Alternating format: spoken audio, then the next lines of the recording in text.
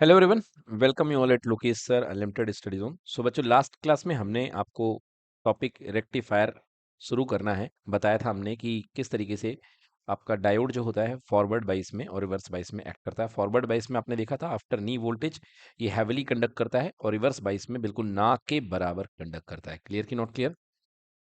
मतलब फॉरवर्ड बाइस में इसका रेजिस्टेंस बहुत कम होता है डायोड का, और रिवर्स बाइसिंग में इसका resistance quite high my dear. Yes, clear है?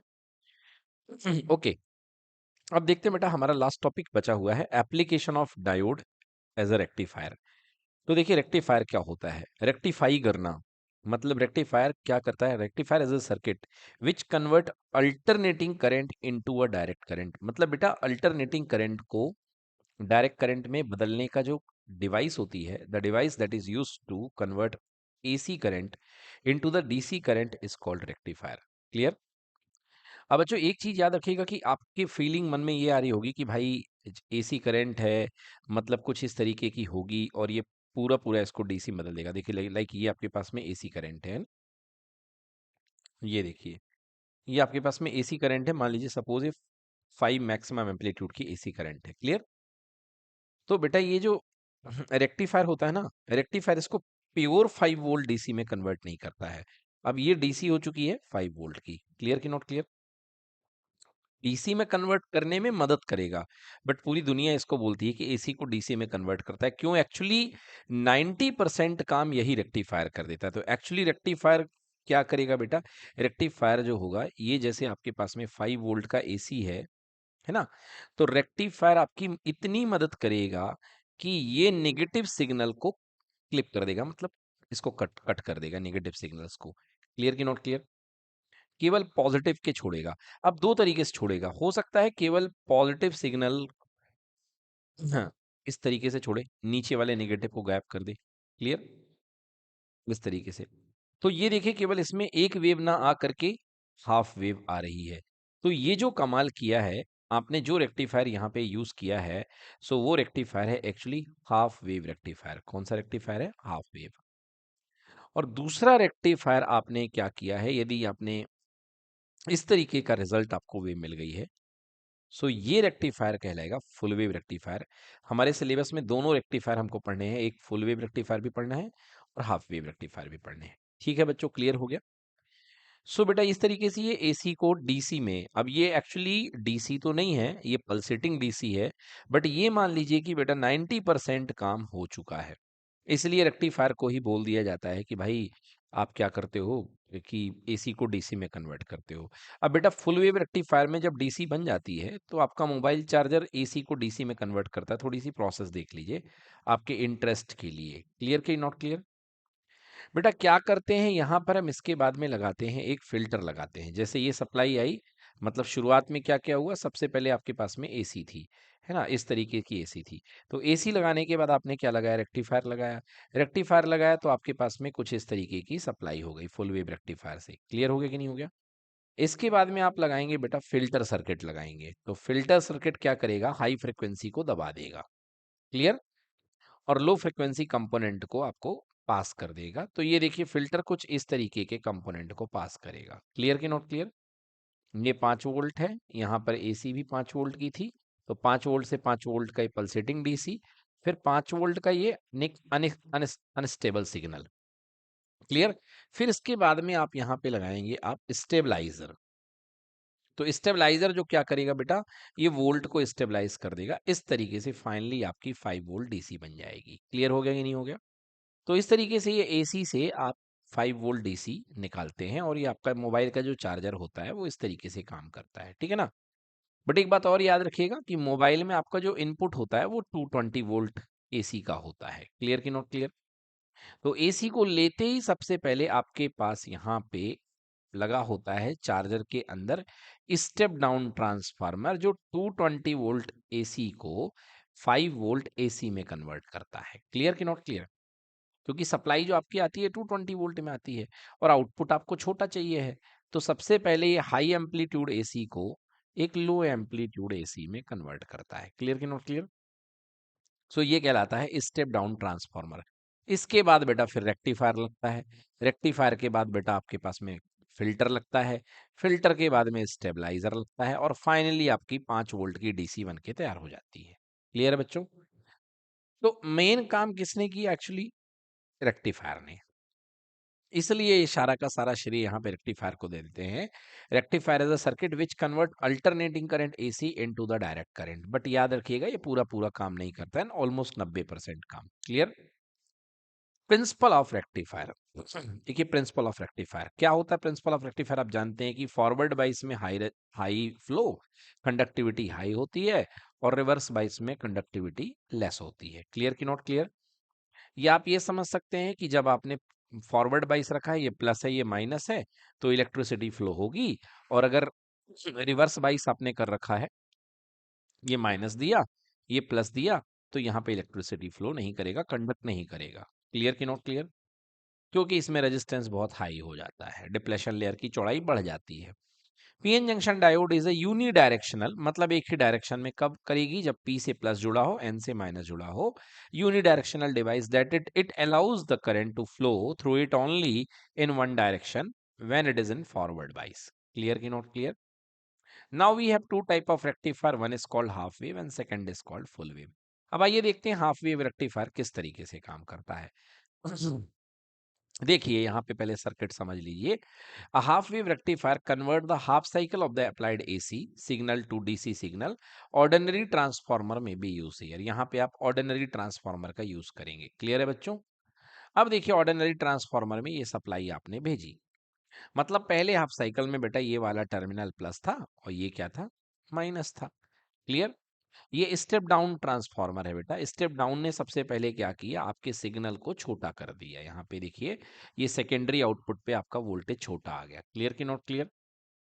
फ्रिक्वेंसी सेम रहेगी बेटा, तो जिस समय ये प्लस रहेगा तो उस समय ये प्लस रहेगा, और ये वाला टर्मिनल क्या रहेगा बेटा? माइनस। क्लियर?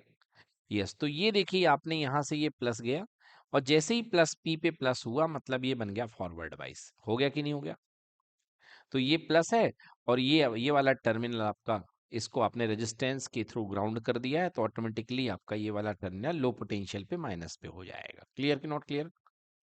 तो ये देखिए आपने जैसे इससे करंट गई तो ये कंडक्ट करेगा। तो पॉजिटिव साइकिल में तो बेटा ये कंडक्ट करेगा, क्योंकि इधर पे जब पहला साइकिल गया है इस पे ये कंडक्ट करेगा। बताइए करा कि नहीं करा? और एज इट इज इसने सेम वोल्टेज को यहाँ पे, आउटपुट वोल्टेज जो इनपुट वोल्टेज था उतना ही इसने वोल्टेज यहाँ पे ड्रॉप कर दिया ड्रॉप पॉजिटिव हाफ साइकिल पे। क्योंकि देखिए, और इस तरीके से करंट कहाँ से कहाँ चली जाएगी ये बेटा? यहाँ करंट नीचे की ओर चलेगी। चलेगी कि नहीं चलेगी? और करंट नीचे की ओर चलेगी तो आपको ऊपर पॉजिटिव मिलेगा, नीचे निगेटिव मिलेगा, बिकॉज करंट की डायरेक्शन पॉजिटिव से माइनस होती है। तो V equals to I into R से आपको वोल्टेज मिल गया यहाँ पे। क्लियर?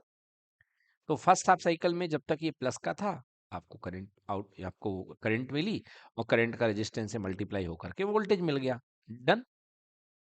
देखिए जैसे निगेटिव हाफ साइकिल आता है तो पोलरिटी चेंज होती है, प्लस वाला माइनस हो जाता है, करंट की डायरेक्शन बदल जाती है। राइट? हाँ, ये माइनस हो जाएगा और ये प्लस हो जाएगा। बेटा जैसे ही ये माइनस अप्लाई होगा पी के ऊपर माइनस, ये डायोड किस में चला जाएगा? रिवर्स बाइस में। और आपको पता है कि रिवर्स बाइस में कोई कंडक्शन नहीं होता है, तो यहाँ से कोई करंट नहीं आएगी, और करंट नहीं आएगी तो V इक्वल टू आई की जगह जीरो पुट कर दोगे तो वोल्टेज कितना मिलेगा? जीरो। तो ये देखिए जीरो वोल्टेज मिल गया। मतलब ये साइकिल पूरा का पूरा हट गया, ये क्लिप कर गया, और फिर इसके बाद थर्ड साइकिल में देखिए फिर से ये आप सप्लाई को पास कर देगा, फिर जीरो कर देगा, फिर पास कर देगा। क्लियर कि नॉट क्लियर? तो हाफ साइकिल में आपको जो इनपुट वोल्टेज है सेकेंडरी कॉइल पे वो आपको मिलता दिख रहा है। क्लियर कि नॉट क्लियर? वर्किंग पढ़ लेते हैं। For positive half cycle diode is forward bias that is conduct and we get output across resistance R. Done. And for the negative half cycle, diode is reversed bias. That is, it does not conduct and output no output across R. मतलब negative half cycle में conduct नहीं करेगा और कोई इस पे output नहीं मिलेगा। क्लियर? क्लियर हो गया ये? चलिए अब देखते हैं। तो ये फुल वेव सर्किट डायग्राम हो गया हाफ वेव रेक्टिफायर का, नीचे वर्किंग हो गई। अब बात करते हैं half wave full wave rectifier. So what is full wave rectifier? A full wave rectifier convert the whole cycle of applied AC signal into DC signal. जो पूरा आपका जो एसी सिग्नल होता है उसको डीसी सिग्नल में कन्वर्ट करता है। और इसमें कौन सा ट्रांसफार्मर यूज होता है बेटा? इसमें सेंट्रल ट्रैप ट्रांसफार्मर यूज होता है, नोट कर लीजिएगा। ठीक है ना? इसमें सेंट्रल टैप ट्रांसफार्मर यूज होगा। क्लियर की नोट क्लियर? तो देखिए इस तरीके से सर्किट बनाइए। ये आपका में प्राइमरी कॉइल है, ये आपकी सेकेंडरी कॉइल है। आपने यहाँ पे सप्लाई लगा दी, आपको यहाँ पे सप्लाई आ गई। क्लियर? अब देखिए ये सेकेंडरी कॉइल का टर्मिनल ए है और ये टर्मिनल बी है। ठीक है? आप क्या करते हैं, बीच में एक टैपिंग ले लेते हैं, ले लेते हैं कि नहीं ले लेते हैं? और इसके अक्रॉस रेजिस्टेंस जो होता है, एक रेजिस्टेंस रेजिस्टिव वायर लगा देते हैं। ठीक है? और ये ऊपर एक डायोड D1 एक डायोड D2। क्लियर की नॉट क्लियर? अब आप ऐसा समझिए कि आपके पास में यदि जो वोल्टेज मिलेगा, ऊपर का प्लस है और नीचे का माइनस है। क्लियर ना?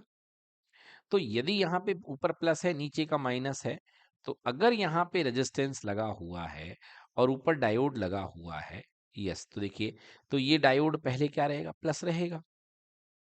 तो प्लस की वजह से क्या आ जाएगा? ये डायोड फॉरवर्ड बाइस में हो जाएगा। क्लियर की नॉट क्लियर? ओके, अब जैसे ही और डायोड फॉरवर्ड बाइस में आ जाएगा और नीचे वाला डायोड किस में रहेगा? रिवर्स बाइस में। तो पहले हाफ साइकिल में ये कंडक्ट करेगा और ये वाला कंडक्ट नहीं करेगा। तो जब ये कंडक्ट करेगा तो प्लस के कारण करंट यहां से जाएगी और ये करंट यहां से इसमें चली जाएगी, क्योंकि तो ये रिवर्स बाइस में है, तो ये हाई रेजिस्टेंस पाथ है, तो करंट इधर जा नहीं सकती है। तो करंट कहाँ से जाएगी? इधर से जाएगी। और करंट जाएगी तो ये वोल्टेज प्लस और ये वोल्टेज माइनस, आपका देखो आउटपुट मिल गया डायोड D1 के थ्रू। क्लियर की नॉट क्लियर? ये वाला पार्ट देखिए, जैसे करंट आपकी गई डायोड D1 से, तो D1 डायोड ने इतने पार्ट को सप्लाई कर दिया एज इट इज इस रेजिस्टेंस के ऊपर। क्लियर की नॉट क्लियर? क्योंकि करंट आई इंटू RL, तो आपका वोल्टेज आउटपुट मिल गया, मिल गया। और डायोड D2 की कहानी खत्म थी, क्योंकि ये रिवर्स बाइस में था। क्लियर की नॉट क्लियर? अब चलिए साइकिल पलटा। जैसे बेटा नेगेटिव सप्लाई होती है तो करंट की डायरेक्शन बदल जाती है, मतलब नीचे वाली पोलरिटी प्लस और ऊपर वाली पोलरिटी माइनस। तो ऊपर वाला डायोड तो अपना आ जाएगा रिवर्स बाइस में और नीचे वाला फॉरवर्ड बाइस में आ जाएगा बेटा। अब जैसे फॉरवर्ड बाइस में आया तो प्लस के कारण करंट प्लस टू माइनस इधर फ्लो होगी, होगी कि नहीं होगी?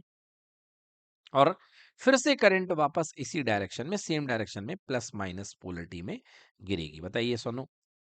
और इसी तरीके से वोल्टेज सेम डायरेक्शन का वोल्टेज मिलेगा। तो फर्स्ट कंडक्शन किसने किया? डायोड D1 ने। सेकंड कंडक्शन किसने किया? डायोड D2 ने। अगेन थर्ड कंडक्शन कौन करेगा? D1, और फिर D2 करेगा, फिर D1 करेगा, फिर D2 करेगा। यस और no?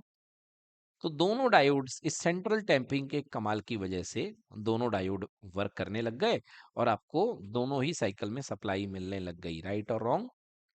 So this would be D1 D2 D1 D2। और इस तरीके से बेटा ये आपका जो आपका डायोड बन गया, ये जो सिस्टम बन गया, इसको बोलते हैं फुल वेव रेक्टिफायर। क्लियर हो गया? For positive half cycle diode D1 is in forward biased conduct and we get a output across RL resistor. पहले हाफ साइकिल में आपको लोड रेजिस्टेंस RL के अक्रॉस में आउटपुट मिल गया, मिल गया। For negative half cycle, diode D2 is in forward bias, that is D2 conduct and we get output across RL। दूसरे साइकिल में D2 कंडक्ट करेगा और आपको आउटपुट मिल जाएगा। क्लियर हो गया? तो बच्चों ये था आपका हाफ वेव रेक्टिफायर और फुल वेव रेक्टिफायर। यहाँ पे ही आपके दोनों टॉपिक आपके फिनिश हो जाते हैं। ठीक है?